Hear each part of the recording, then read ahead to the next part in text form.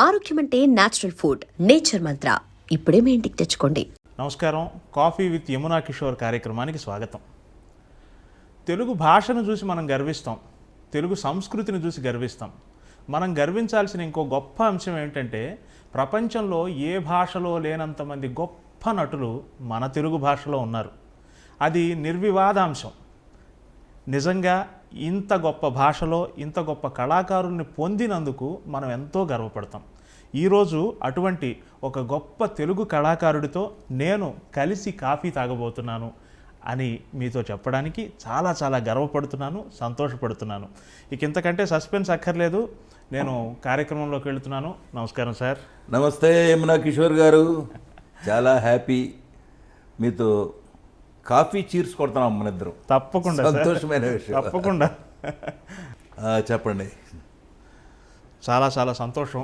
మీరు సహజంగా కొద్దిగా ఇంటర్వ్యూలకు దూరంగా ఉంటారు, కానీ నా మీద ప్రేమతో దయతో నాకు అవకాశం ఇచ్చారు. చాలా చాలా సంతోషం. యాడ్ ఫిల్మ్ మేకర్గా నేను వచ్చి 10 ఏళ్ళు అయినా, 400 యాడ్స్ చేసిన మీతో పనిచేయడానికి నాకు ఎందుకో నా దురదృష్టం ఏమో చాలా కాలం పట్టింది. అండ్ అల్టిమేట్గా నేను మొత్తానికి మీతో పనిచేయగలిగాను. అది నేను గర్వంగా చెప్పుకుంటాను. మీ నటన పట్ల సదభిప్రాయం ఉన్న వ్యక్తిగా నేను ఎప్పటి నుంచో అనుకుంటున్నాను. చాలా సంతోషం అండి. మేము ఇప్పుడు అంత కొత్త వాళ్ళతో చేయడం చాలా ఇంట్రెస్టింగ్గా ఉంటాం మేము. అవును అవును. ఎందుకంటే పాత వాళ్ళు దాదాపు అందరూ ఫేడ్ అవుట్ అయిపోయారు, ఎవరు లేరు, చచ్చిపోయారు. అందుకని కొత్త వాళ్ళందరినీ బాగా ఎంకరేజ్ చేస్తాం. కొత్త వాళ్ళు ఏది అడిగినా, ఇప్పుడు ఇవాళ మీ ఇంటర్వ్యూకి రావడానికి కారణం అదే. లేకపోతే జనరల్గా వీటికి అన్నిటికీ దూరం. అవును, రాము, ఇంటర్వ్యూలకు రాము, ఈ క్యాసెట్ రిలీజులకు వెళ్ళటం మానేసాము.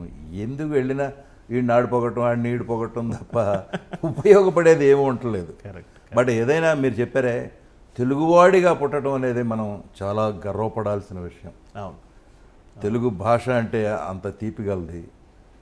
తెలుగు భాష కాకుండా తెలుగువాడిగా పుట్టడం, తెలుగు సినిమాల్లో యాక్ట్ చేయటం, 10 మందికి మనం నీతులు చెప్పగలగటం, అది మనం చేసుకున్న పూర్వజన్మ సుకృతం అని నేను నమ్ముతాను. కరెక్ట్. అందులో వేరే మాటకు తావే లేదు. అవును. నేను మీ గురించి నా సమాచారాన్ని సేకరించినప్పుడు, లేదా మీ గురించి మొదటి నుంచి తెలుసుకుంటూ వచ్చినప్పుడు, తెలుగు ప్రజల ఆరాధ్య దైవం, ప్రాతస్మరణీయుడు శ్రీ నందమూరి తారక రామారావు గారి జీవితంలో మీది ఒక అభిన్నమైన అంగం. ఆయనతో కలిసి మీ లైఫ్ ట్రావెల్ చేసిన పద్ధతి అమోఘం. అవునండి. అంత గొప్ప వ్యక్తి సాన్నిహిత్యం, అంత గొప్ప వ్యక్తి ప్రేమ పొందిన మీరు తొలిసారి అన్నగారిని ఎప్పుడు కలిశారు? ఆ విశేషం మాతో పంచుకోండి సార్, ప్లీజ్. రామారావు గారితో కలిసి పని చేయటం అనేది పూర్వజన్మలో చేసుకున్న సుకృతం అండి. లేకపోతే ఆయనతో కలవటం చాలా కష్టం. నేను స్టేజ్ ఆర్టిస్ట్ని. దాదాపు ఒక 100 నాటికలు కానీ నాటకాలు కానీ వేశాను ఎప్పటి నుంచో. అందుకనే నా చదువు గుంటనాగిపోయింది. చదువుకొని ఇచ్చేవాళ్ళు కాదు. రిహార్సల్స్ అన్ని రూమ్లోంచి లాక్కెళ్ళిపోయేవాళ్ళు. ఎస్ఎల్సి డెంకా వేసాం, మళ్ళీ ఎస్ఎల్సి పూర్తి చేశా, పియూసీలో చేరాం. చదవని వల్ల బందర్ హిందూ కాలేజీలో చదువుతా అంటే అక్కడి నుంచి రిహార్సల్స్ లాక్కెళ్ళిపోయేవాళ్ళు. రోజు ఎక్కడో సాడు ఒక నాటకం, ఇక్కడ కాదు మనం విజయవాడలో వేద్దాం, ఇక్కడ కాదు హైదరాబాద్లో వేద్దాం అని చెప్పి తీసుకెళ్ళిపోయేవాళ్ళు రోజు రిహార్సల్. నేనే హీరోని. ఒడ్డు పొడుగు ఉండేవాళ్ళమేమో, దాంతో హీరో అనేవాళ్ళు. సరే హీరో. నేను అదేగాక హీరో చేసేవాడిని, సపోర్టింగ్ ఆర్టిస్ట్ చేసేవాడిని. కీర్తి స్టేషన్లో నేను మురారి వేశాను, అటు తిరిగి జమీందారు వేశాను. అది బెస్ట్ యాక్టర్ వచ్చింది, ఇది బెస్ట్ యాక్టర్ వచ్చింది. ఓకే. అటువంటి అలా ఉండేదన్నమాట. ఓకే. ఈ నాటకాలకు అంకితంతో చదువు సంకలం అయిపోయింది. సరే అట్టాగా మళ్ళీ పియూసీ పూర్తి చేశాను. చదువు మీద ఇంట్రెస్ట్ ఉండేది, బట్ చదువుకోవడానికి టైం ఉండేది కాదు. వాళ్ళే వచ్చి ప్యాంట్ వేసి షర్ట్ వేసి పదా అని చెప్పి రిహార్సల్ తోసిపోయేవాళ్ళు. బీఎస్సీలో చేరాను. చదువు సాగట్లా అర్థమైపోయింది నాకు. అప్పటికే దాదాపు ఒక 100 నాటకాలు అయిపోయినాయి. అప్పుడు నాకు 21వ 22వ సంవత్సరం సర్కార్ ఎక్స్ప్రెస్ ఎక్కేశాను. మన ఆంధ్ర నుంచి ఎవరు సినిమాల్లోకి వెళ్ళాలన్నా మద్రాసు సర్కార్ ఎక్స్ప్రెస్ ఎక్కాల్సిందే. సర్కార్ ఎక్స్ప్రెస్ ఎక్కి సెంటర్లో దిగినాక తెలుస్తుంది అసలు ఎక్కడున్నాం, మనం ఏం చేస్తున్నాం అని. మద్రాసులో దిగినాక తెలిసింది అసలు సినిమా అంటే ఏంటి. సినిమా అంటే ఒక పెద్ద సముద్రం అంత లోతు ఉంటుందండి. ఎవరిని కలవటానికి ఛాన్స్ ఉండవు. వాహిని స్టూడియోకి వెళ్తే బయటకు వాచ్మెన్ బయటకి తోసేస్తాడు, రానివాడు లోపలికి. కారులో వెళ్ళే వాళ్ళని చూసి రామారావు వెళ్తున్నారు, జమున వెళ్తారు, సావిత్రి గారు వెళ్తాను అని అరవాల్సిందే తప్ప ఎంట్రీ లేదు అసలు. ఓకే. అంత స్ట్రిక్ట్గా ఉండేది, అంత డిసిప్లిన్ ఉండేది. సరే ఏం చేయాలి, రామారావుని కలవాలని. మీరు ఎలా కలిశారు అని అడిగారు కదా, దాని గురించి చెప్తున్నాను నేను. రామారావు గారికి ప్రొద్దున్నే ఆయన ఎప్పుడో 3:30కే లేస్తాం అలవాటు. లేచి ఎక్సర్సైజెస్ చేసుకుని మేకప్ వేసేసుకుని భోజనం కూడా చేసి 4:30కి. ఎందుకు 4:30కి చేస్తాడో తర్వాత చెప్తాను మీకు.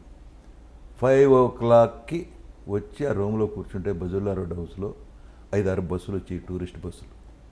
వాళ్ళంతా దిగి వెళ్ళి ఆయన కాళ్ళకి దండం పెట్టి కొబ్బరికాయలు కొట్టి హారతి ఇచ్చి వాళ్ళ యాత్ర సఫలీకృతం అయిందనే ఆనందంతో వెళ్ళిపోయాడు. అప్పుడు వాళ్ళందరినీ అడిగేవాడు ఆయన, ఏమండి ఎక్కడి నుంచి వస్తున్నారు, ఏ ఊరు, ఎక్కడెక్కడికి వెళ్ళారు.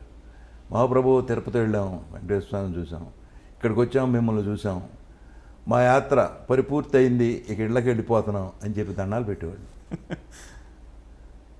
అది నాకు తెలిసింది, ఈయన ప్రొద్దున వెళితే కలవచ్చు, లేకపోతే కలవటానికి ఛాన్స్ లేదు. పెద్ద పహిల్వాన్లు ఉండేవాళ్ళు ఆయన ఇంటి గైడ్ బయట, లోపలికి రానిచ్చేవాళ్ళు కాదు. సరే నేను వాళ్ళతో పాటు వెళ్ళా, టూరిస్టులతో పాటు వెళ్ళిపోయి చూశాను, దండం పెట్టాను. వస్తాం మేమని చెప్పి బయలుదేరి వెళ్ళిపోయారు. అందరూ వెళ్ళిపోయారు, నేను మాత్రం మిగిలా. చూశాడు ఆయన, ఎవరు నుంచున్నారు పిలవండి అంటే వెళ్ళాను నేను. ఏమయ్యా ఎవరు నువ్వు, ఏమిటంటే నేను ఇలా ఆర్టిస్ట్ని, సినిమాలో వేషాలు వేద్దామని వచ్చాను. అందుకని పెద్దగా నవ్వాడు ఆయన. సినిమాలో వేషం అంటే ఈజీ అనుకున్నావా, వచ్చేసావు, ఏం చేస్తున్నావు, ఇలా బీఎస్సీ డిస్కంటిన్యూ చేసి వచ్చాను. వెళ్ళి శుభ్రంగా చదువుకొని తర్వాత ఎప్పుడైనా కనపడన్నా. సరే నాకు చిన్న కళ్ళమ్మటి నీళ్లు తిరిగినాయి, బయటకు వచ్చేసి మళ్ళీ 4 రోజులు ఆగి మళ్ళీ వెళ్ళా. మళ్ళీ అయితే సేమ్ టూరిస్టులు, సేమ్ సీన్, హారతి ఇవ్వటం, కొబ్బరికాయలు కొట్టడం అవన్నీ చూసి అక్కడే మంచి. సరే అందరూ వెళ్ళిపోతున్నారు, వెళ్ళిపోయేటప్పుడు నా యాంక చూశాడు. ఏంటి ఆయనకి ఎంత మెమరీ అంటే, ఒకసారి చూశాడంటే అసలు మర్చిపోడు ఎవరిని. ఓకే. ఏమిటయా మళ్ళీ వచ్చావు, నేను వెళ్ళిపోమన్నాను కదా, చదువుకోమన్నాను కదా అన్నాడు. నేను అనుకోకుండా, లేదన్నయ్య ఇక వచ్చేసాను, నేను మళ్ళీ వెనక్కి వెళ్ళటం అంటూ జరగదు, వెళ్ళలేను సినిమాలో యాక్ట్ చేయకుండా అనేదానికి, నువ్వు ఎక్కడో మొండి వెళ్ళలాగా ఉన్నావే అని. అప్పుడు కథానాయకుడు సినిమా జరుగుతుంది. కథానాయకుడు అంటే 2 చీఫ్ మినిస్టర్లు అయ్యారు తర్వాత, రామారావు గారు, పెద్ద క్యాస్టింగ్, నాగభూషణం గారు, మిక్కిలేని అందరూ ఉండేవారు అందులో. హేమాంబరధరరావు అని ఆయన డైరెక్టర్, గోపాలకృష్ణ గారు అని ప్రొడ్యూసర్. మనవాడు ఏదో మొండివాళ్ళలాగా ఉన్నాడు, వేషం చూడండి అన్నాడు హేమాంబరధరరావు. ప్రమాణం అనేదానికి నాకు చాలా ఆనందం వేసింది. నువ్వు వచ్చి మా ఆఫీసులో కలవాయా అని చెప్పాడు ఆయన హేమాంబరధరరావు. అలాగని వస్తానన్నయ్య అని చెప్పి. సరే వెళ్ళాను వాళ్ళ ఆఫీస్కి వెళ్తే కూర్చోబెట్టారు, మంచి చెడు అంతా మాట్లాడారు. ఒక వేషం ఫిక్స్ చేశారు, అది ఎలక్షన్ ఆఫీసర్. అందులో ఉన్న డైలాగులన్నీ నాకే ఉన్నాయి. రామారావుని చైర్మన్ చేయటం, మళ్ళీ తర్వాత రామారావుని దింపేయటం. ఎంతమంది 14 మంది ఆర్టిస్టుల కాంబినేషన్లో నేను. మనకి స్టేజ్ ఎక్స్పీరియన్స్ ఉంది కాబట్టి ఆ పేజీ డైలాగులు గడగడగడమని చెప్పేశాను. శబాష్ అన్నాడు రామారావు. అమ్మ మనకి కాంప్లిమెంట్ వచ్చిందని మనసులో అనుకుని పైకి ఏమి తెలవనివ్వకుండా థ్యాంక్స్ అన్నయ్య అని చెప్పి వస్తే అన్నీ సింగిల్ టేక్లే. అప్పుడు హేమాంబరరావు గోపాలకృష్ణ గారు కలిసి పనికొస్తాడు ఇతను అని చెప్పి విఎస్ఆర్ స్వామి అని కెమెరామెన్ ఉండేవాడు, బ్యూటిఫుల్ కెమెరామెన్. ఎక్స్ట్రా క్లోజ్ షాట్లు తీయించారు, సినిమాలో ఉంటాయి. ఎందుకంటే ఇతను హీరోగా పెట్టి సినిమా తీద్దామని ప్లాన్ వాళ్ళు. ఓకే. సరే నాకు చెప్పలేదు. సరే రెగ్యులర్గా వాళ్ళ ఆఫీస్కి వెళ్ళి వస్తూ ఉండేవాడిని. షూటింగ్ అయిపోయింది, చేసాము. రెమ్యూనరేషన్ కూడా 116 ఇచ్చారు. అప్పటికే చాలా పెద్ద అమౌంట్, చాలా పెద్ద అమౌంట్ 116 అండి. అప్పుడు గౌరవంగా ఉండేది. ఇప్పుడులాగా మనం 1000 రూపాయలు ఇచ్చి అలాగా 1116, 1116 అనేవాళ్ళు, అలా ఇచ్చేవాళ్ళు. సరే తీసుకుని వెళ్ళిపోయిన తర్వాత ఒక చెప్పారు మంచి రోజు చూసి, నిన్ను హీరోగా పెట్టి సినిమా తీద్దాం అనుకుంటున్నావా అని చెప్పి ఒక డాన్సరు, ఆవిడ పేరు కూడా గుర్తులేదు, మర్చిపోయాను. రిహార్సల్ చేయించారు ఒక 1 నెల రోజులు మా ఇద్దరితో. కొత్త ఇప్పుడు డ్యాన్స్ రిహార్సల్స్ అంటే కొత్త, నాటకాల్లో అయితే దున్నేస్తాం, ఏది చెప్పినా కూడా ముందే స్క్రిప్ట్ అంతా మనకి నోటికి వచ్చేస్తుంది కాబట్టి ఇష్టం వచ్చినట్టు ఆడుకోవచ్చు. సినిమాలో కుదరదు, ఆ కొంచెం ఫ్రేమ్లోనే అంతా యాక్ట్ చేయాలి. అవును అవును, అక్కడే ఎక్స్ప్రెషన్ చూపించాలి, మీలో ఏముందో అక్కడే చూపించాలి. అన్ని బాధలు ఉన్నాయి. సరే, ఆ తర్వాత రెగ్యులర్గా రామారావు షూటింగ్కి వెళ్ళేవాడిని నేను. ఈ ట్రైనింగ్ తీసుకోవటం కన్నానండి చూసి నేర్చుకోవటం చాలా ఉంది. ఒక ఆర్టిస్టు యాక్ట్ చేస్తా అంటే చూసి నేర్చుకోవడం అనేది అద్భుతం. బోల్డ్ నేర్చుకోవచ్చు. అవును, ఎవరి దగ్గరికన్నా వెళ్ళి ట్రైనింగ్ డైలాగ్ ఎలా చెప్పాలో నేర్చుకుని అది దానివల్ల బాణం వేయటం, అది ఏమి గాలిలో బాణమే, అది మనకి పెద్ద ఉపయోగం ఉండదు. చూసి నేర్చుకోవడంలో ఎక్కువ ఉంటుంది. అందుకని ఎక్కువ సినిమాలు షూటింగ్ జరిగే చోటుకి వెళ్ళేవాడిని నేను. సినిమాలు ఎక్కువ చూసేవాడిని. ఎవరు చేశారు, ఆయన ఎలా చేశాడు, ఈయన ఎలా చేశాడు. ఆ రోజుల్లో పోటాపోటీ ఉండేది. పక్క ఆర్టిస్ట్ ఏం చెబుతున్నాడు, మనం ఏం చెప్పాలి, వాడు ఎక్స్ప్రెషన్కి మనకు కౌంటర్ ఏమి ఇవ్వాలి, ఎవరికాడు క్యారెక్టర్ డెవలప్ చేసుకోవడంలో ఉండేవాళ్ళు. అందుకని ఆ రోజుల్లో ఎవరికి ఇళ్ళు లేవండి, కారులు లేవు. ఒక కారు, ఒక అంబాసిడర్ కారు ఉంటే 8 మంది వెళ్ళేవాళ్ళం కారులో. భేషజాలు లేవు, వీడు గొప్ప, ఆడు పెద్దనాడు, ఈడు పెద్దాడు, ఏం ఉండేది కదా. ఇలా పర్సనల్ మేకప్ మీద లేరు, ఎవడో లేరు. అందరికీ కలిసి ఎవడో ఒకడు ఉండేవాడు, వాడే అందరికీ ఇచ్చేవాడు. కలిసి వెళ్ళిపోయేవాళ్ళం, కలిసి కూర్చునేవాళ్ళం, కలిసి తినేవాళ్ళం. ఆ రోజుల్లో ఈ రోజుల్లాగా ఓ క్యారియర్లు పెట్టడం, ఓ 10 రకాల కూరలు పెట్టడం అవన్నీ ఉండేవి కాదు. 2 ఇడ్లీ 2 వడ ఒక ప్యాకెట్ ఇచ్చేవాడు పొద్దున్నే, అది టిఫిన్. ఆ పూటకి కాఫీ ఇచ్చేవాడు. మధ్యాహ్నం కాస్త సాంబార్ అన్నం, కాస్త పెరుగన్నం పెట్టేవాడు, 2 పొట్లాలు, అవి తినేవాళ్ళం. అంతే. తర్వాత తర్వాత తర్వాత వచ్చేసరికి అసలు క్యారియర్లు, ఆ హోటల్ నుంచి ఇది, ఈ హోటల్ నుంచి ఇది, ఇలా తెప్పించడం మొదలెట్టారు. అలా ఉండమట్టి అంత డిసిప్లిన్గా సినిమాలు ఉండేవి, వేషాల మీద అంత ఇంట్రెస్ట్ ఉండేది.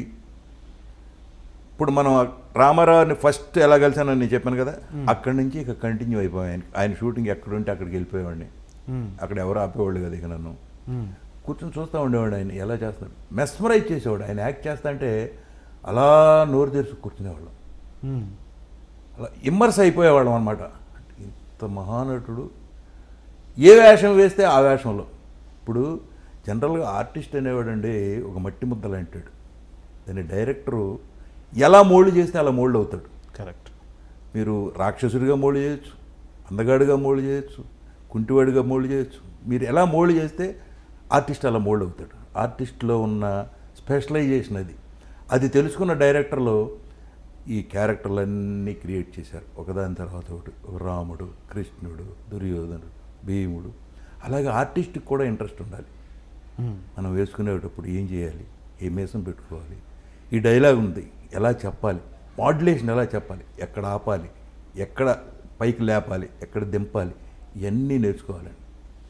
నేను ఇవన్నీ ఎందుకు చెబుతున్నానంటే ఆ గోల్డెన్ యుగంలో పనిచేసి ఉన్నాం కాబట్టి, ఆ గోల్డెన్ మనుషులతో పనిచేశాం కాబట్టి కరెక్ట్ నేను చెప్తున్నా.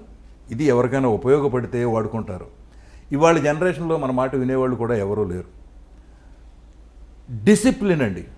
7 గంటలకు షాట్ అంటే అందరూ 6:30కి విత్ మేకప్ డ్రెస్తో రెడీగా ఉండేవాళ్ళు. మరి ఇవాళ కంపారిజన్కి వస్తే మరి ఎవరన్నా ఒక్కళ్ళన్నా 10 ఎవరూ రావట్లేదు. అతను 10కి రాడుగా, మేము ఎందుకు పొద్దున్నే వచ్చి ఏం చేయం అనే స్టేజ్ తీసుకొచ్చేసారు. చూసేదానికి సినిమాల మీద కాన్సన్ట్రేషన్ తగ్గింది. తర్వాత మెయిన్ క్వాలిటీ పడిపోయింది. ప్రొడ్యూసరు బాగుంటే 10 ఫ్యామిలీలు బతుకుతాయి. 10 ఫ్యామిలీలకి అన్నం పెడతాడు ప్రొడ్యూసర్ అని. ప్రొడ్యూసర్ని గౌరవించేవాళ్ళు. ప్రొడ్యూసర్ వస్తే లేచి నుంచునేవాళ్ళు, దండాలు పెట్టేవాళ్ళు. ఇవాళ అసలు ప్రొడ్యూసర్ కాదు, ఎవరు వచ్చినా గౌరవం లేదు, దండం లేదు. ప్రొడ్యూసర్ ఉన్నాడో చచ్చాడో ఎవరికి అలవలేదు. ఈ సినిమా మనది అనుకునేవాళ్ళు లేరు. ఈ ప్రొడ్యూసర్ మనాడు. ప్రతి సినిమాని మేము ప్రేమించేవాళ్ళం. సినిమా అంటే అంత ప్రేమగా ఉండేది. ఈ సినిమా మనది, బాగా రావాలి. ఈ సినిమా రోజునే చెప్పేవాళ్ళు ఇది 100 days ఆడుతున్నారా డెఫినెట్గా అనేవాళ్ళం. ఎందుకు, సీన్స్ చూస్తా అంటే తెలిసి, మన ఆర్టిస్టులు పెర్ఫార్మెన్స్ చూస్తా అంటే తెలిసిపోయేది. అందుకే మీకు హేమాహేమీలైన ఆర్టిస్టులు వచ్చారు. ఆ రోజులో డబ్బు పిచ్చలేదు, పెర్ఫార్మెన్స్ కొట్టాలి. ఇది నాగేశ్వరరావుని ఎలా కొట్టాలి, రామారావుని ఎలా కొట్టాలి, ఇద్దరు కలిసి చేసేటప్పుడు ఎలా కొట్టాలి, అతను మించి పేరు మనకు రావాలి అని ఎవరికాళ్ళు తాపత్రయపడేవాళ్ళు. ఒక సావిత్రి గారు యాక్ట్ చేస్తుందంటే ఒక శివాజీ గణేశన్ గారు ఉన్నా, రామారావు గారు ఉన్నా, నాగేశ్వరరావు ఉన్నా ఒకటికి పోసేవాళ్ళు. ఎందుకంటే ఎక్కడ ఏ ఎక్స్ప్రెషన్తో కొడుతుందో తెలియదు. నవ్వుతానే అన్ని రకాలుగా కొడుతుంది ఎక్స్ప్రెషన్. దాంతో ఎంత డైలాగ్ చెప్పినా కూడా తేలిపోతుంది. సో ఆవిడని తట్టుకోవాలంటే ఇక్కడ ఎంత పెర్ఫార్మెన్స్ ఉండాలి, దానికోసమని 10 రోజుల ముందు స్క్రిప్ట్ ఇంటికి వచ్చేది. వస్తే ఎవరికాళ్ళు వాళ్ళ డైలాగ్ చూసుకుని ఎదురు డైలాగ్ ఏముందని ఇంప్రవైజేషన్ చేసుకుని ఏది చేస్తే బెటర్మెంట్ నిలబడతాం మనం అని ఆలోచించేవాళ్ళు. ఇవాళ అసలు సెట్లోకి వచ్చి సీన్ ఏంటి అని అడిగేవాడే లేడు. నేను చూస్తున్నాను ఇప్పటికీ కంపారిజన్లో సీన్ ఏంటండి అని అడిగేవాడు లేడు. అడిగినా కూడా చెప్పే డైరెక్టర్ లేడు. అలా అయిపోయింది. సో దాంతో ఏమైంది, మీకు పెర్ఫార్మెన్స్ పోయింది, క్వాలిటీ పోయింది. ఏం తీయాలి, ఏం చేయాలి, ఇతనికి తెలవదు, వాళ్ళకి తెలవదు. పైగా భాష రాని వాళ్ళు ఎక్కువ వచ్చారు. ఆ రోజుల్లో ఈ డబ్బింగులు కూడా లేవండి. ఓన్లీ డైరెక్ట్ మనం ఏం మాట్లాడుతున్నామో థియేటర్లో అదే ట్రాక్. అవుట్డోర్లో తీసింది మాత్రం డబ్బింగ్ చేసేవాళ్ళు. అవుట్డోర్ తర్వాత వచ్చింది. అసలు ముందు అవుట్డోర్ లేదు. ఓకే. పొలాలు ఉన్నా కూడా సెట్ వేసేవాళ్ళు వాహిని స్టూడియోలో. ఫారెస్ట్ ఉన్నా సెట్ వేసేవాళ్ళు. తర్వాత ఈ మెచ్చిల్ కెమెరాలు ఇవన్నీ రాలా, యారీ ఇవన్నీ రాలా, మిచ్చిల్ ఒకటే ఉండేది. ఆ మిచ్చిల్తో ఏంటంటే పెద్ద బండలాగా ఉండేది అది. మీరు ఏం మాట్లాడినా డైరెక్ట్ రికార్డింగ్ అనమాట. ఎవరో అసలు పిన్ డ్రాప్ సైలెన్స్, పిన్ పడినా కూడా వినపడే శబ్దం ఉండేది కదా సౌండ్ ఇంజనీర్లు. ఇప్పుడు ఈ సోకాళ్ళు మన ఇవాళ పెద్ద డైరెక్టర్లు ఉన్నారు, విశ్వనాథ్ గారు, వీళ్ళంతా కూడా సౌండ్ ఇంజనీర్లు. ఆ రోజుల్లో వాళ్ళే రికార్డ్ చేసేవాళ్ళు. సైలెన్స్ అంటే సైలెన్స్ అంతే, ఎవరో మాట్లాడతాను వీళ్ళు. అక్కడ పర్ఫెక్ట్గా డైలాగ్ బాగా పోతే వన్ మోర్ టైం. అందుకే పర్ఫెక్ట్ తెలుగు వచ్చు ఆర్టిస్టులు ఉండేవాళ్ళు. డిక్షన్ బాగుండేది. తర్వాత క్యారెక్టర్కి పడ్డ ఆర్టిస్టులు ఎన్నుకునేవాళ్ళు. అందుకే మంచి పర్సనాలిటీలు ఉండే ఆ రోజుల్లో. ఇప్పుడు అదే మాయాబజార్ ఇవాళ తీశారనుకోండి, ఒక ఘటోద్గజుడు వేయటానికి ఆర్టిస్ట్ ఏడి, కరెక్ట్, కృష్ణుడు వేయటానికి ఆర్టిస్ట్ ఏడి, దుర్యోధనుడు వేయటానికి ఆర్టిస్ట్ ఏడి, ధర్మరాజు వేయటానికి ఆర్టిస్ట్ ఏడి. అసలు తెలుగు వచ్చినాడు లేరు ఇవాళ. ఏ భాష రాకుండా 1 2 3 4 చెప్పు చాలు మేము డబ్బింగ్లో వేసుకుంటాం. ఆ స్టేజ్ వచ్చేసింది. And for more videos, please subscribe to iDream. Please subscribe to iDream. Please subscribe iDream. And please subscribe to iDream.